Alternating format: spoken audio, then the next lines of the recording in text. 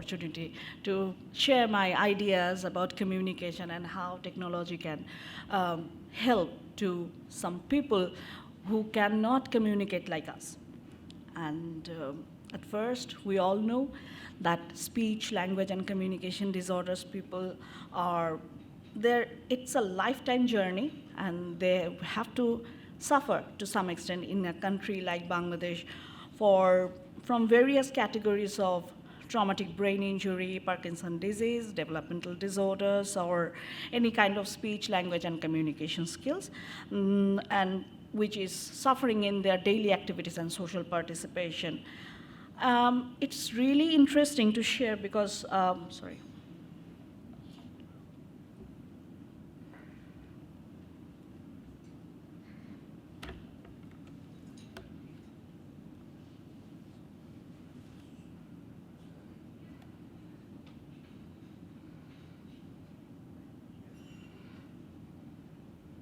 Sorry. Okay.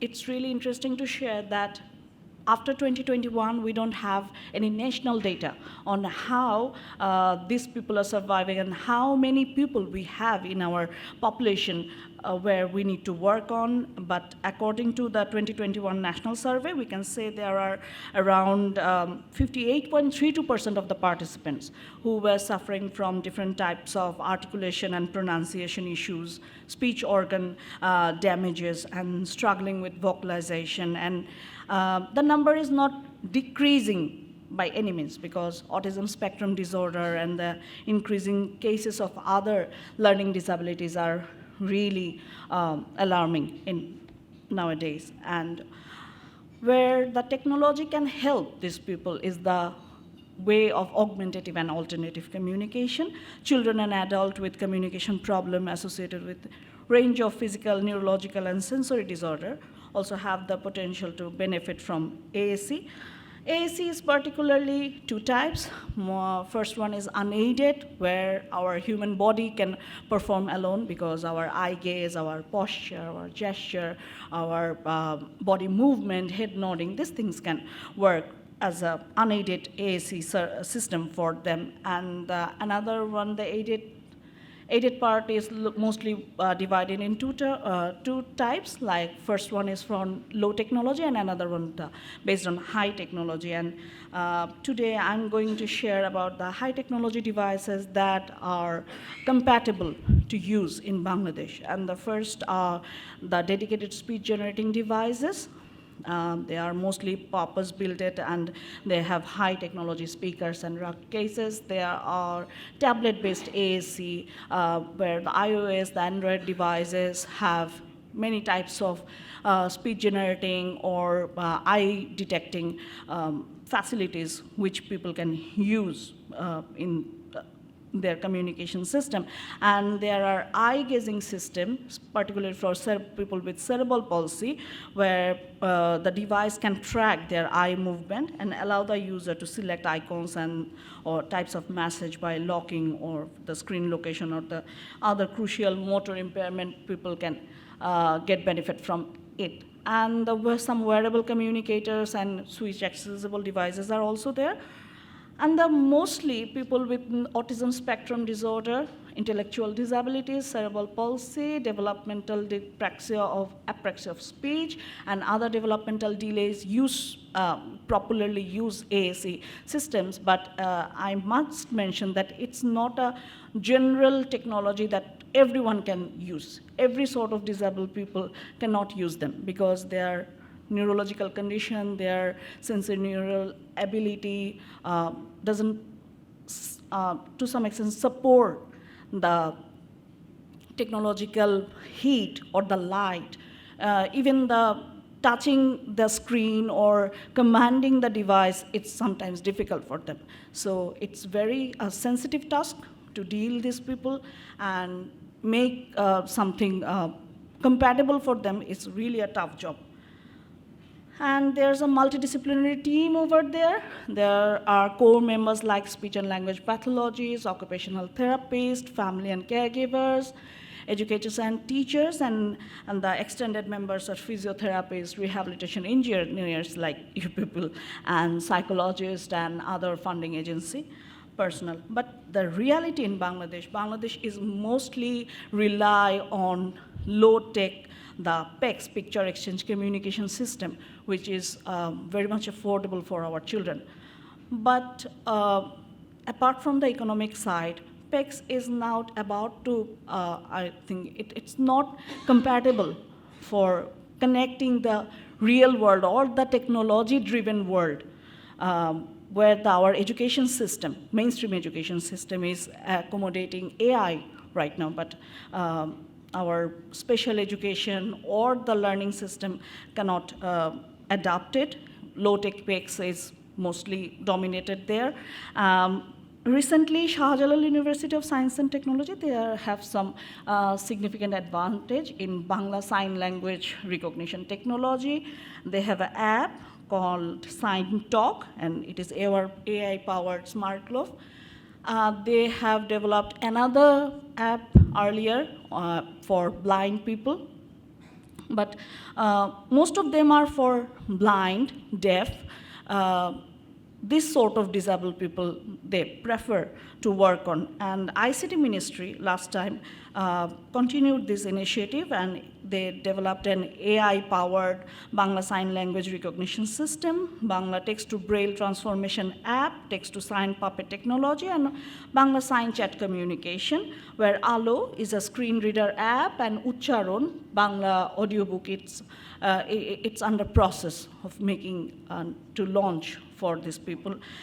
And another thing I need to mention, Bolte Jai and Awaz AAC apps, these are found in literature, but you can hardly find any user or any use in the educational institution that these apps are used, or someone thinks that we can accommodate them, or we can think about this sort of learning system. And this is very, I would say, very frustrating. And the special education system exists in Bangladesh, which is absolutely running through very few technological support. Therefore, these people who are suffering with neurodevelopmental disorder, they have a high dropout rate on the secondary level.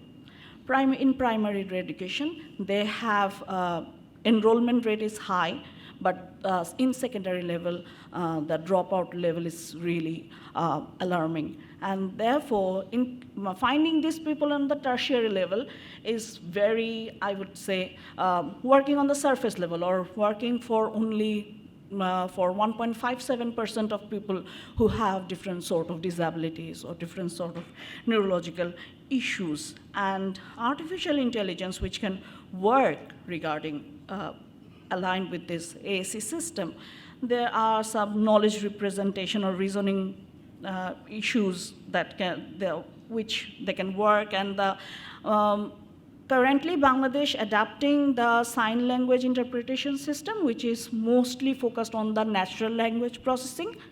And machine learning, which includes deep learning and other stuffs, it's absent here.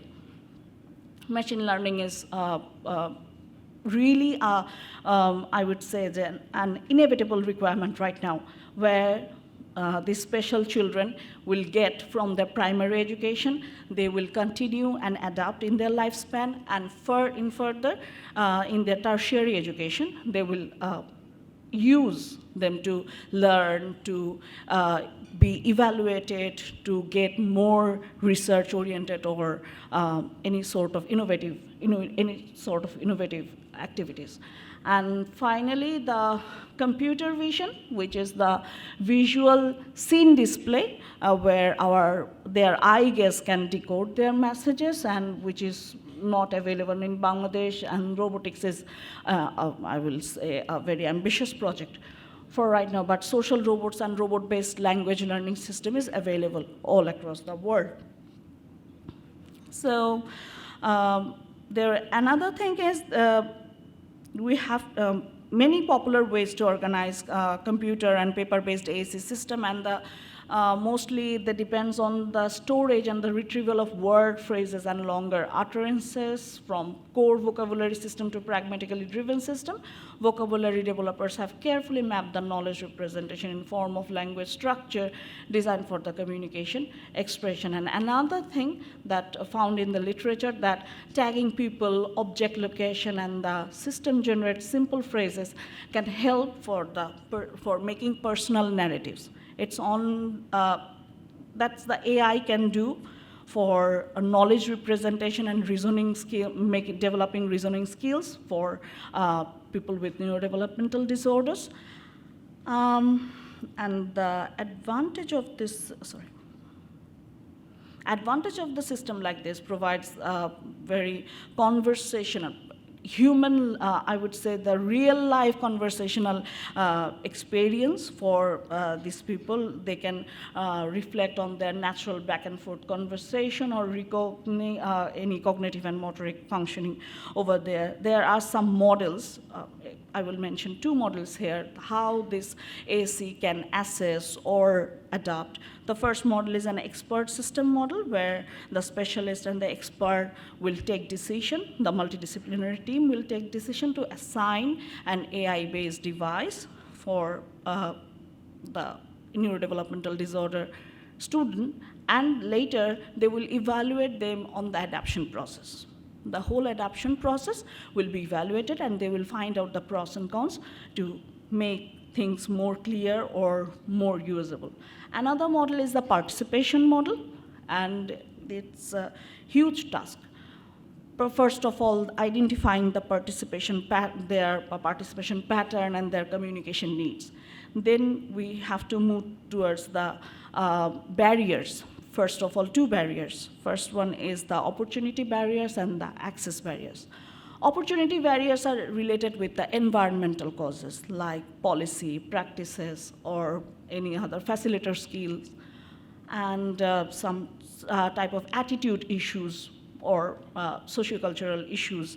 And the access barriers depends on the people himself or herself and the environment along with their natural ability, the operational requirement, constraint profile, and the capability profile both are required in this process. And later their development on motor cognitive literacy level by using AAC and by adapting them will be monitored. And finally, the final plan and the important interventions for today and tomorrow for a certain age, like 1 year or 2 years. They can store their data through the devices, and the evaluation process, the earlier model I have mentioned, we can evaluate through them, and finally, the multidisciplinary team will express their views about whether the student is adapting this device or not, rejecting it.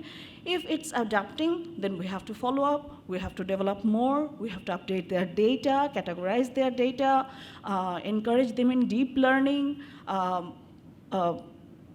and discard raw, unused data. This type of things will work on, and if it fails, then we have to start from the beginning.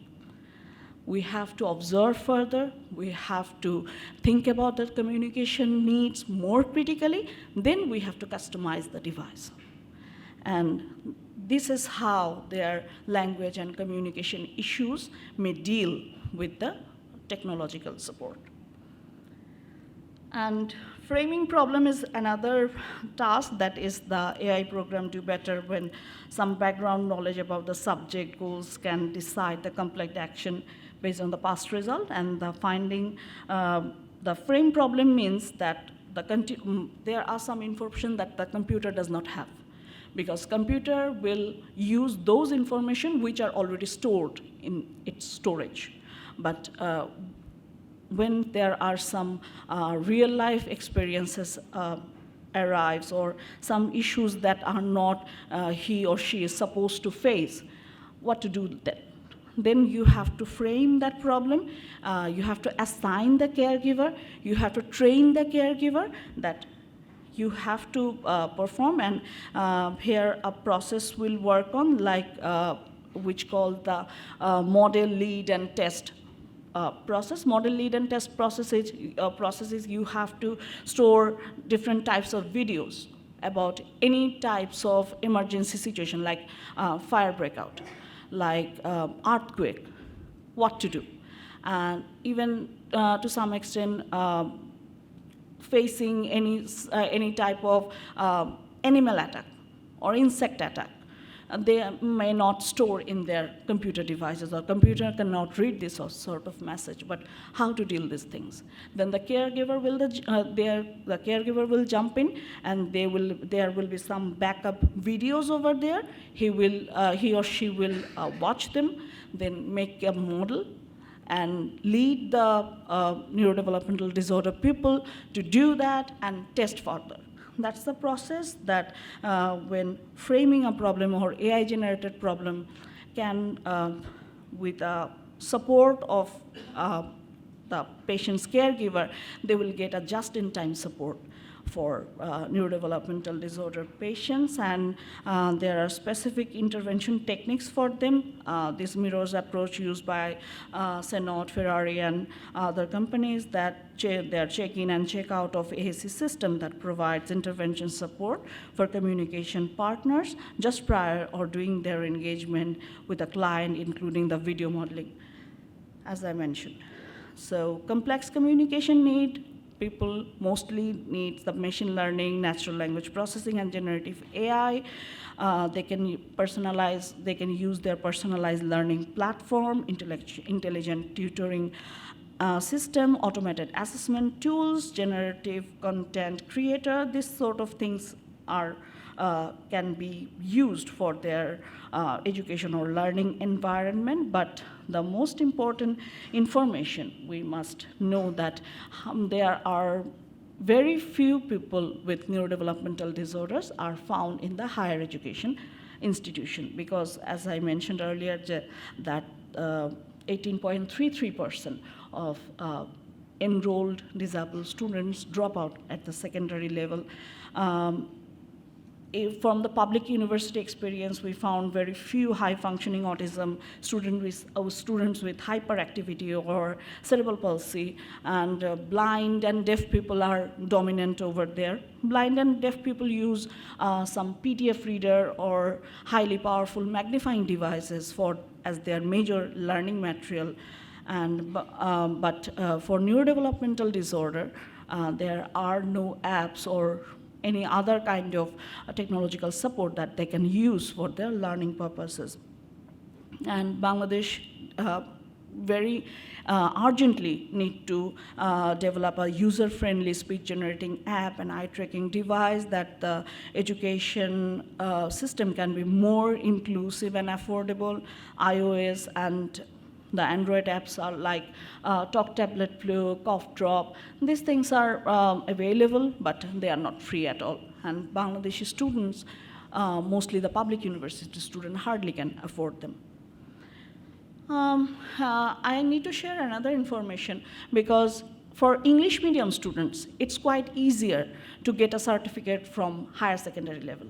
Up to higher secondary level, it's very easier for a neurodevelopmental disorder patient, but in higher studies, it's very difficult. Either there's no option actually to continue their studies in private universities. Public universities are not accommodative for them at all. Rather, private universities are also surrendering in this process. So they have to migrate, or they have to think out of his country to learn further. That's why their data are unavailable in our national database. And Bangladesh is another thing, AAC or the technology system require is the commercial funding. I'm not emphasizing on public funding, because earlier time we have so many investments on the ICT level, and they have made different types of apps that can access remote people, remote student, and they have diverse kind of ideas, but what's their outcome? How they have been implemented? Are they accepted or rejected? Is it workable for us? Nothing is mentioned there, because we have we have different types of digital divide over there.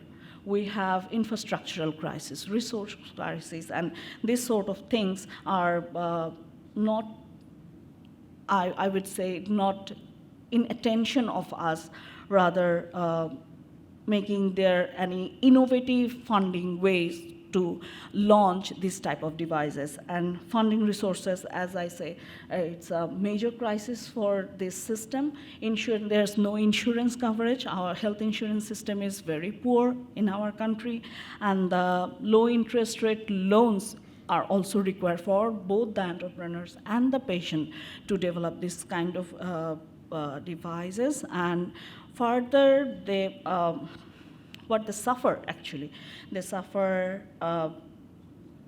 the different sort of digital device, like first level divides are on the unavailability of the hardware and software, the internet access, as we all know. The second level is that their pattern of uses.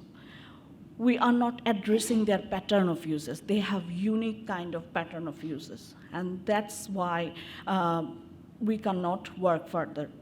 And the third level of divide is the digital media and the internet use, where they will find some, I will say, half-done efforts, where they can take some other sort of help, like PDF readers are for blind students, but there are some other or more updated technologies for them. But these things are not addressed over there.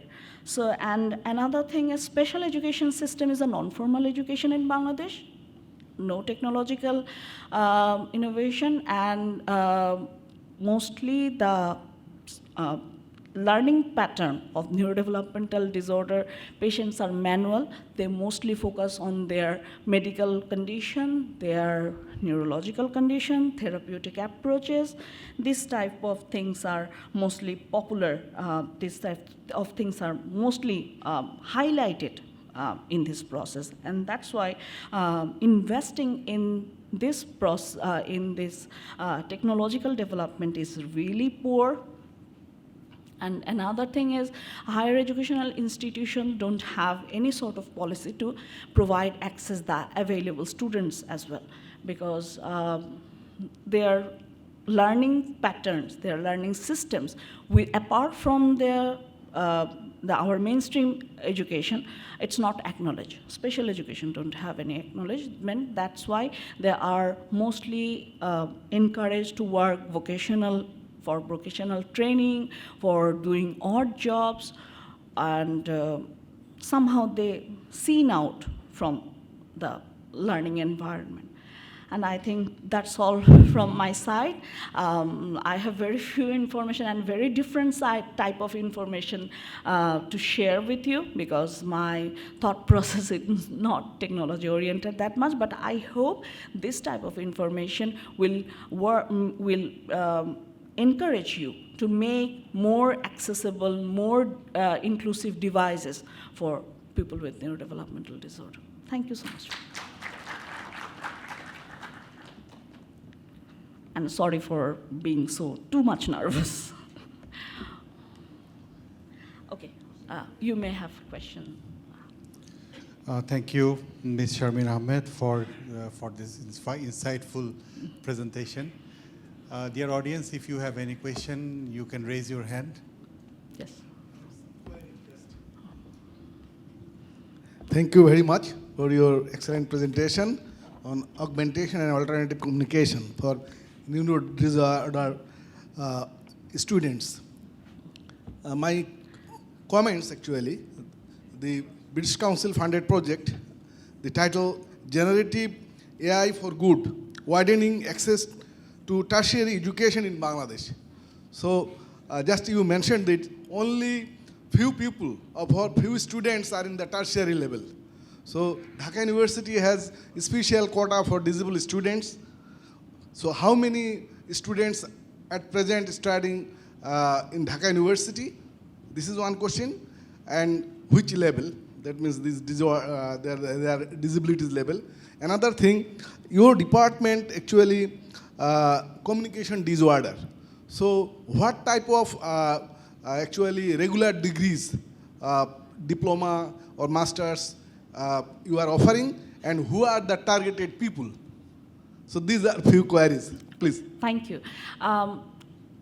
I can answer it statistically. I don't think more than 1% of students with disabilities enrolled in Dhaka University in last 3 years, I have noticed. But there are very few people with neurodevelopmental condition. There are unidentified cerebral palsy students, students with hyperactivity, high functioning autism. That's all. We haven't found any other types of students. Mostly physical disability students with physical disabilities are encouraged to enroll for higher studies. This is your first answer. And the second one is my department is a composite form of speech and language therapy and the social science-oriented understanding that how these people will mainstream or establish their identity in society. Because having speech and language pathology or support of speech and language therapy, you can develop your communication system. But in Bangladesh, we have different types of social, cultural, and attitudinal issues which we can deny for mainstreaming this sort of peoples. And as a result, it is very difficult for a country like us where there are limited resources, they are ignored for a longer time, more than even our country's history. We have prejudice, we have different types of backlogs. So working from both from their speech and language pathology, their technological development, or mainstreaming policies, and blending them with communication. It's a really interesting one. Maybe it's not comparable with other communication disorders degrees around the world, but from Bangladesh's perspective, we have to work on the social science perspective or the social science issues, sociocultural issues must address. Policymakers are still thinking on the backward, so they are not influential that much to keep these people in the focus. That's why our department is working in both this arena. And we have undergrad program, we have a one-year master's program and a one-year professional master's program as well in this regard. Thank you. Yes, Ron. Hi, Sharman. Thank you for the excellent talk. Thank It's you. really inspiring to hear the work you're doing in Bangladesh and to hear that you studied in Leeds as well, which is one of my favorite cities. There are many things that we have in common, I think, in terms of AAC technology. We've been involved not just in Diverse Asia, but in European projects, and in European projects like ATLEC and the Eastern Project, there are huge databases of assistive technologies, some of which is free and open source. And I'm not even sure that many people, it's quite famous in Europe, but perhaps people don't know about it. And Nick and myself are just doing a quick query just to see what is easily, freely and open source and freely available. So we'll get back to you as well, just to share. The apps which are very popular or accessible in European countries, due to our poor technological infrastructure, mostly for the internet access, and there are some apps where the mobile phone or the laptops we use, they are not supportive to that apps, Sure. and that's why we can't use them. Sure. And people have very few idea about this sort of apps. They are our country with a huge number of people with mobile users, huge number of people of social media users over there. Yeah. But there are very few people who explore what types of technological support, Android apps, iOS apps, they have, they are not exploring Sure. it. So, Yeah. we need to popularize what Yeah. types of apps they can use, which Sure. are free, which are available. Yeah, absolutely. So we work within Accessible Academy, we work with some other practitioners who just try to get across the message just what types of accessibility is embedded in mobile phones. Okay. And we just like to share practice with you at some Speech point. generating apps are currently highly Yeah. required in this field, and for acute cerebral palsy patients, I think eye tracking devices are Sure. required. Okay, but let's keep in contact because Yes. I'm sure we can share practice. And just to say about you saying there aren't any students with autism that you've seen in higher education, I think the same was true in the UK. Now, if you look in my computer science department now, we have many students with autism who are particularly focused on programming tasks. And also big employers like Fujitsu, they have a special program to support workers with autism, recognizing the challenges, but just what strengths they can bring to a company like an international company like Fujitsu. So again, you're at the start, but we would really like to share practice. Yes, I think it will be wonderful if we can accommodate our computer science department. We have robotics and mechatronics Yeah. department and our department. We all can work collaboratively. So- That will be a brilliant so idea. 3 of my PhD students are people with declared autism. So I think I'll get them to do some interviews on the Accessible Academy, people like Sean and Matt, and they declare their autism. And they're all using technology for, their research is all around technology for people with autism. And I think I'll get them to do some nice videos on Accessible Academy just to show, their journey as well. So, but thank you very Definitely. much for your excellent talk. Thank you. Thank you so much. You can organize, online seminar where David can give a talk and Definitely, share the different definitely. ideas. I will keep in touch with you. I would like to share one issue. One of our student of Jahangir University, I think he's studying in public administration department. Recently, he has created one racing game for blind student. No. He is also blind. So, last week he communicated with me and he requested me to manage some kind of funding, and I also approached one of our colleagues. So he suggested me to apply ICT ministry, right? So I'm expecting him over here. He is coming, I think. So anyway, so thank you so much for your insightful presentation. I would like to request Professor David Brown to hand over crest to Ms. Shamin Ahmed. Thank you, Sharman, for the Thank you so much. I loved it.